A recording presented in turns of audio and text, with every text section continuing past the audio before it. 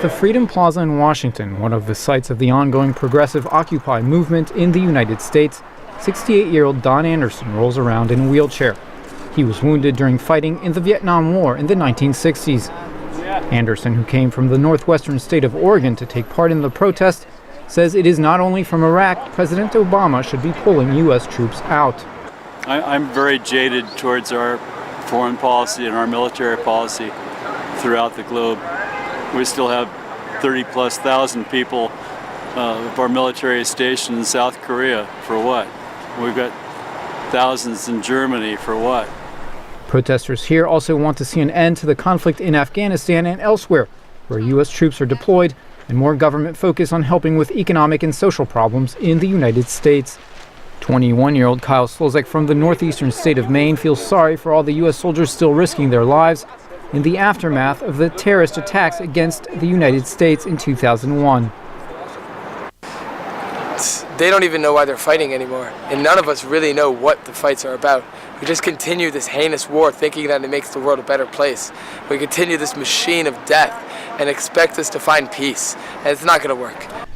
Earlier from the White House briefing room nearby, President Obama said he was bringing the Iraq war to an end.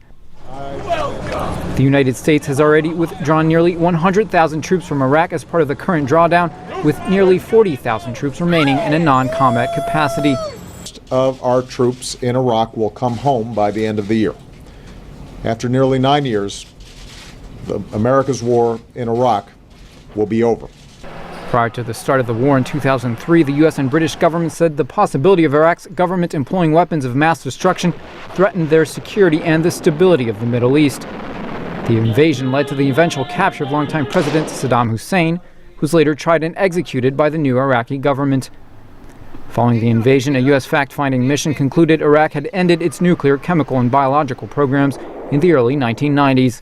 The cost of the war to the U.S. government has been evaluated at more than $700 billion. The U.S. action also led to an anti-U.S. insurgency as well as deadly sectarian violence. A website called Iraq Body Count says more than 100,000 Iraqi civilians were killed during the conflict. At least 10,000 Iraqi soldiers were also killed in the war. According to U.S. government statistics, more than 4,400 U.S. troops have been killed. For those returning alive, President Obama promised a hero's welcome. The last American soldier will cross the border out of Iraq with their heads held high, proud of their success, and knowing that the American people stand united in our support for our troops. Anderson, the Vietnam War veteran, says he hopes that will happen as well, but he doubts there will be sufficient support to deal with all the post-war stress the soldiers are dealing with. Nico Columbant, VOA News, Washington.